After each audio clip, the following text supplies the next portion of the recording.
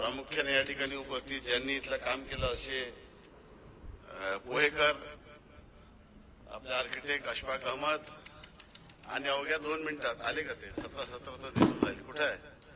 अरे यावर या तुम्ही.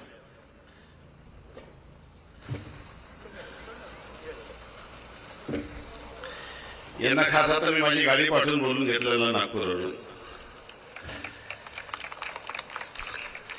हे बसा बसा सध्या मी आहे तोपर्यंत बसा, नंतर आपण ऍडजस्ट करू. संदीपजी अर्णव पथे.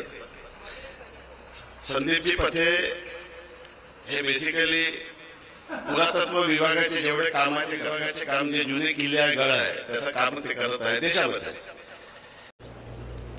आणि तुम्हाला मी अतिशय जबाबदारीने सांगतो की हे जे पूर्ण बिल्डिंग आहे हे सर्व मॉडर्न झालेली आहे. त्या जुन्या बिल्डिंगला मला चांगलं करताना माझं कसं मी केलं ते पोहेकरनी कसं केलं त्यांचं त्याला माहित, परंतु अजून आमचं समाधान झालेलं नाही आहे. तुम्ही आनंदित आहात पण मी 100% सॅटिस्फॅक्शन माझं झालं नाही. कारण की ते बिघडलेल्या वास्तूला सुधारण्यामध्ये जे त्रास होते ते मी समजू शकत नाही. 100% आता आर्किटेक्ट आपले आर्किओलॉजीचे लोक व्यक्ती आलेले आहेत, ते आर्किओलॉजीच्या पॅनलमध्ये आहे. त्यांना मी सांगितलं ते मागच्या आठवड्यात ते रामटेकचे पूर्ण मंदिर पाहून गेले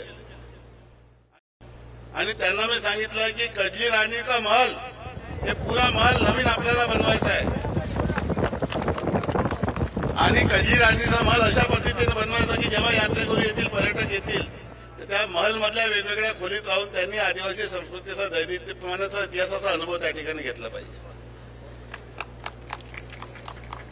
मी मनापासून पहिले आदिवासी विकास मंत्र्यांचा धन्यवाद देतो की त्यांनी आज नागपूरच्या